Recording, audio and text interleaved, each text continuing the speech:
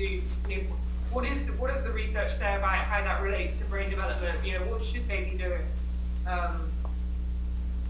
And the other sort of on a related topic, the other point I should make on that is that we gave ourselves a significant challenge. We're doing the processing on the device itself, which, as you can see on the screen, is pretty small. So most speech processing, and even that is not perfect, Siri and the like, at the moment it's done either on the phone or in the cloud with infinite processing capability. And because we're trying to encourage human engagement, we're trying to keep technology out of the picture, we need to give real-time feedback because that's key for behavioral change. We decided to process on the device, and that gave us significant constraints. So that's one of the reasons we've ended up for version 1 with this pretty simplified measure being total word count.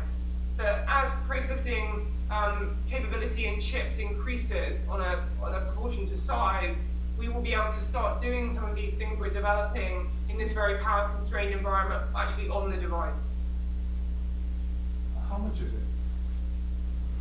So we're going to start with a retail price of $199 for both the hardware and the software, and that will be a one-off cost. And then the aim is over time, as we add in these additional analytic capabilities, we move to a hardware and software subscription model where you're paying $50 or $99 for the device, and then $5 a month for for your emotional tone analytics, and $5 a month for your language analytics, your portion of different languages. So that's the intent longer term, but we decided for various reasons to go with a pretty simplified model up front. How about for what age you recommend? So if we tie that directly into the research, then we are aiming at 0 to 4. That's when this critical, that's when 82% of brain development happens in the 0 to 4 age range, and when language is so important. So that's what we're aimed at. We found that our users have skewed to the younger end of that today. So I think the average age of our of babies we're being used on right now is around 19 or 20 months. But I won't be able to give a full answer to that question, I guess, until we've got more scale in terms of that data. But as I said previously, it's often harder to remember to engage with a child prior to them responding back to you. Once the child starts speaking back, it's much easier to take on their cues and be responsive to them. So in terms of impact on the world, on brain development of kids, then getting on younger children, on 0 to 2-year-olds, would probably have more impact. So do you offer any solution if there's a problem like me?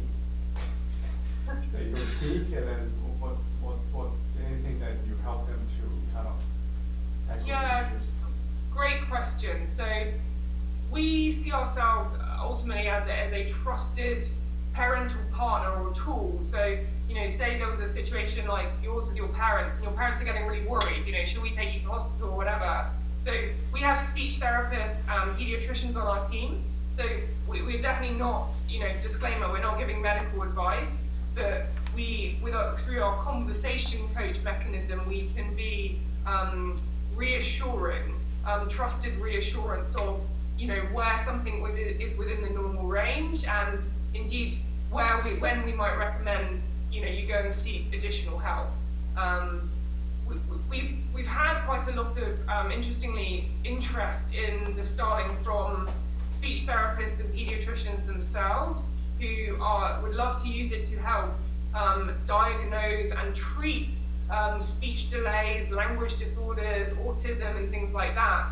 So the scenario, I'll just give you the example scenario, is at the moment a pediatrician in a hospital is trying to diagnose a speech or language delay. The parent comes in with the child and says, my child's not speaking, and the pediatrician is supposed to try and get an assessment of why that's happening. Is there a physical problem? Can the child not hear?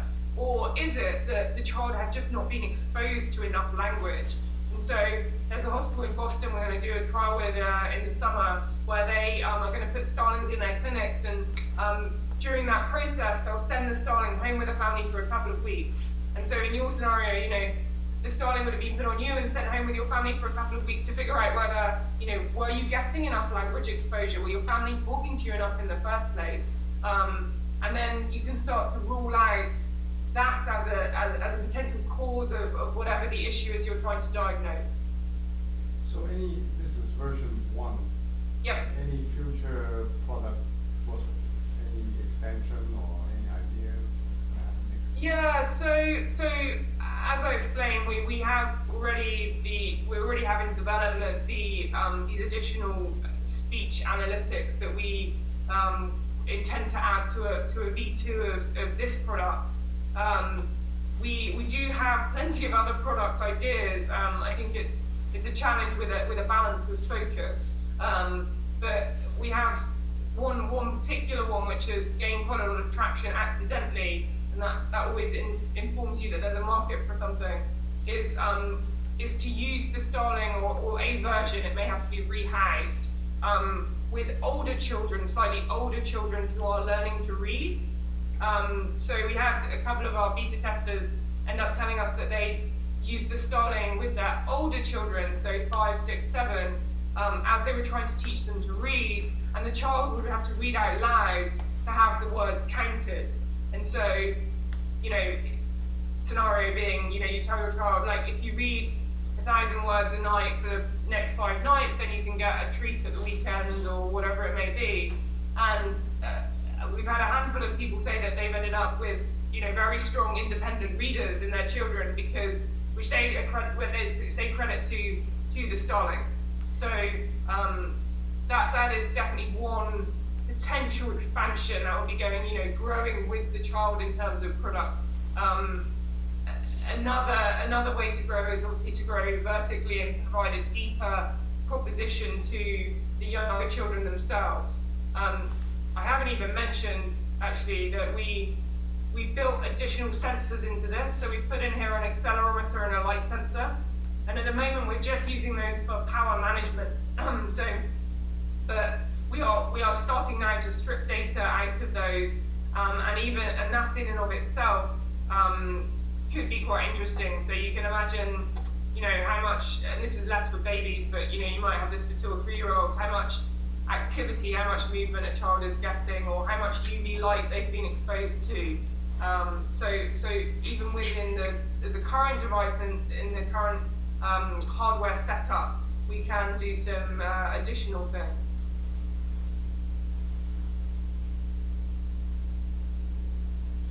Any other questions?